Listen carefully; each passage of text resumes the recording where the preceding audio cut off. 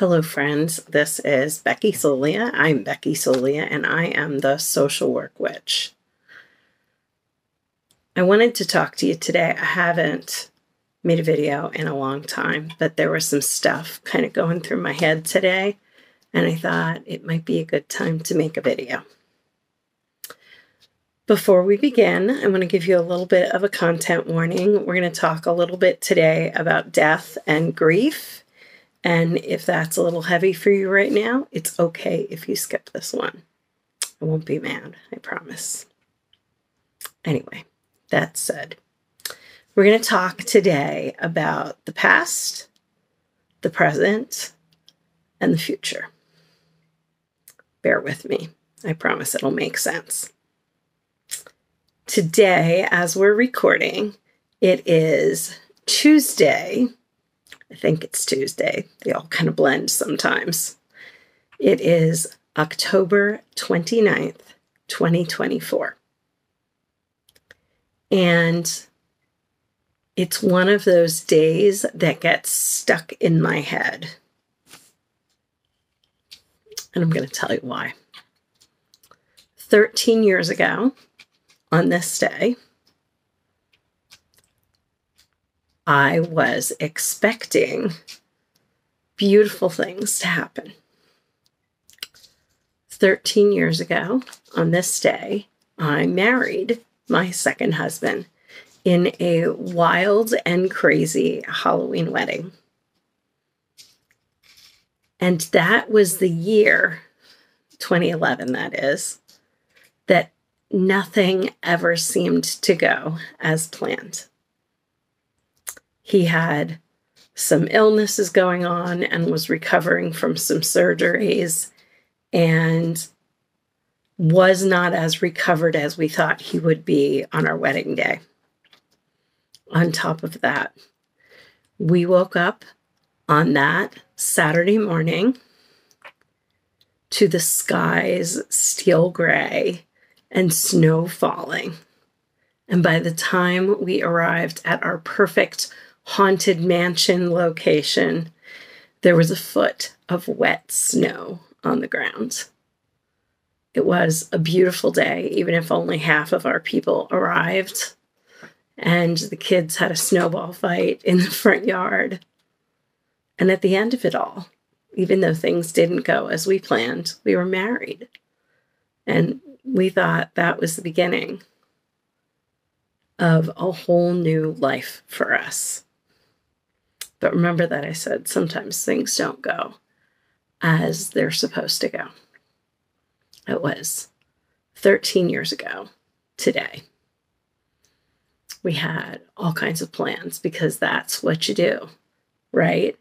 When you're planning your wedding, when you're planning to spend the rest of the life with the person that you're in love with. And we went on our honeymoon and we did all the things that you do in those first couple weeks when you're married. You plan your life together. I changed my name and we opened a bank account together and we did all the things. And then 5 weeks later, Carl, my husband, had a heart attack and died. I hadn't even finished changing my name on all the things that you're supposed to change your name on. It was a shock, to say the least. It was something that nobody expected, and the grief overcame us.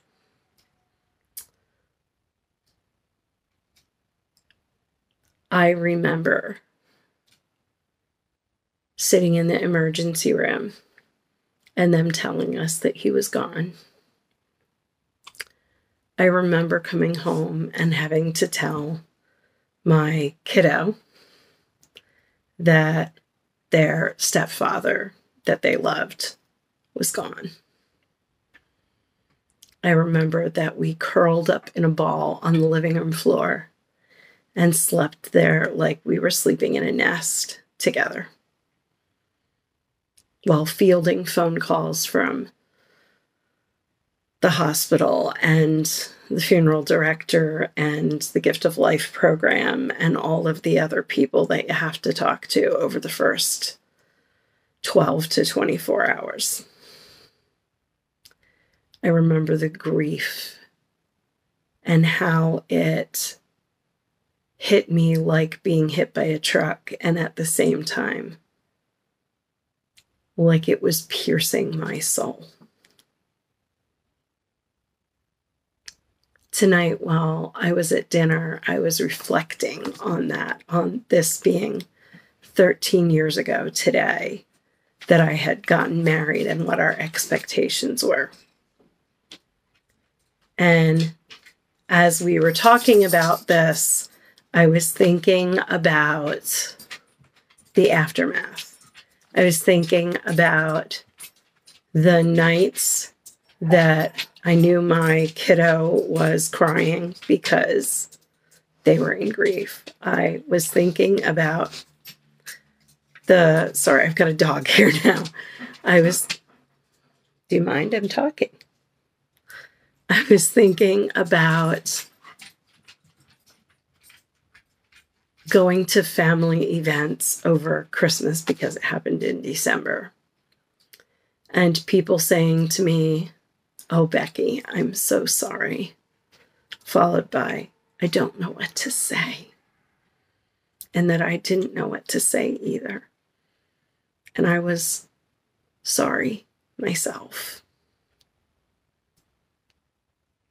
Because where do you go? Where do you go when you're a 30-something-year-old widow and you've only been married for 5 weeks? There are no words to describe it. And as I was sitting at dinner tonight, I remembered being in my dining room in our house and just laying my head on the table and sobbing. I remembered praying that somebody take this away from me or take me away from everything. I remember feeling like my life was over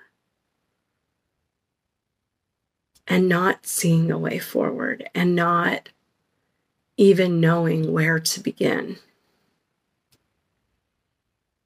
I remember not knowing how to parent or to live or to do my job or to do any of the other things that were normal. And you know I hate that word normal, but that's kind of what I lost. And I remember having this experience where my deity, and in my belief system, I have a goddess I'm very close to.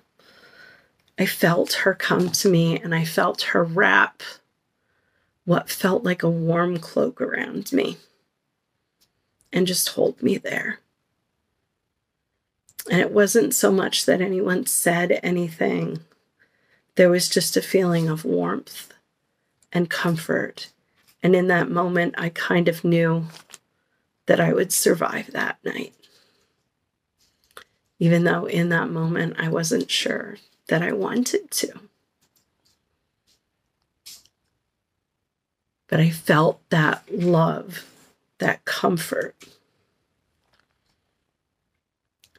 And I just kind of sat there for a while and allowed myself to feel all of the things, to feel the grief and the despair, and at the same time, the comfort. And I wasn't at hope yet, but at least I was at comfort. And the weeks went by, and my friends were wonderful people who helped me pack up his things and put some things away and donate others and get through a memorial service and get through holidays and last things and next things. And my family was incredible. And I spent a lot of time thinking about past and present and future. And I really just didn't know where I was going. But that was 13 years ago. And I'll tell you where I've been. In those 13 years, I've watched my own kid, my biological kid, grow up and become an adult and get engaged and live their life on their own terms. I've had countless other young people join our family and become what I call the bonus kids. I moved closer to home and closer to our extended family. Bought a house, met my current husband and got married to him. Adopted dogs and cats, and our house feels like a zoo sometimes. Opened businesses. Began building a church. Created countless recipes and drank countless cups of tea with my friends. Baked cookies with my mom. Gotten my social work license and met thousands of social work friends through the NASW, which is the National Association of Social Workers. I have loved and I have laughed. I have sang hours upon hours of karaoke and made friends all across the United States. I have worked with children and teenagers and adults and families who needed my help as a social worker and a counselor. I have helped people find home when they were lost. I have helped people find the spirituality within themselves. And in doing all of those things, I found hope for myself. I don't know if I have helped other people find hope, but I hope so. I know that sounds funny, but I hope so.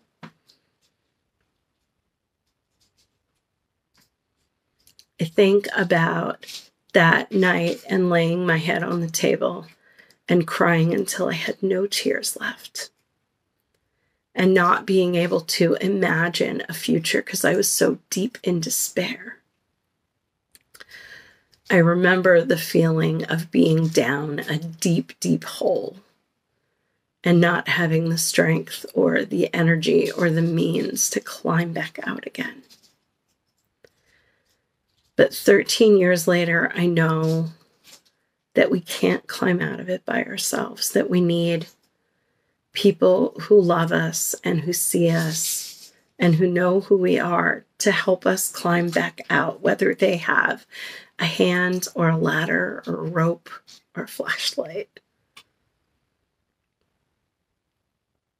We need help to climb out of that hole, and we need help to climb out of the despair. And we don't find hope first, but we find other people to help us, and they help us see who we are, and they help us find our hope again. And I wouldn't be here without all of those people. So we talk about past, and we talk about present. Let's talk about future.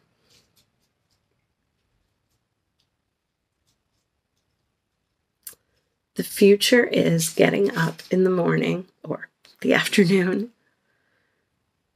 and knowing that the sun will come back up.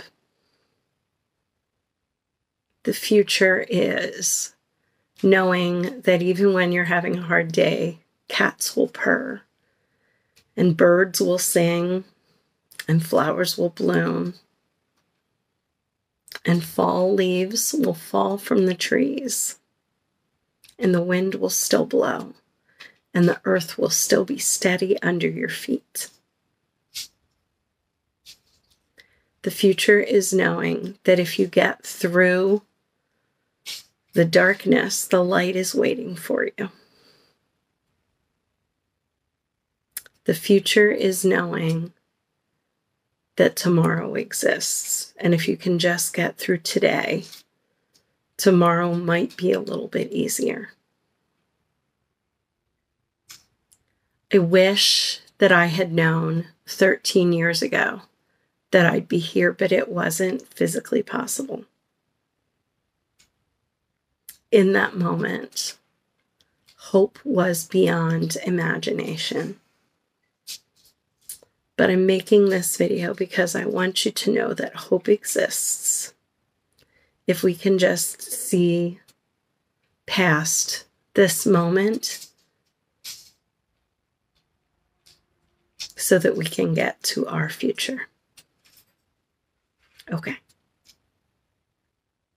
Since we are just a couple of days to Halloween, I'm going to wish you all a happy Halloween.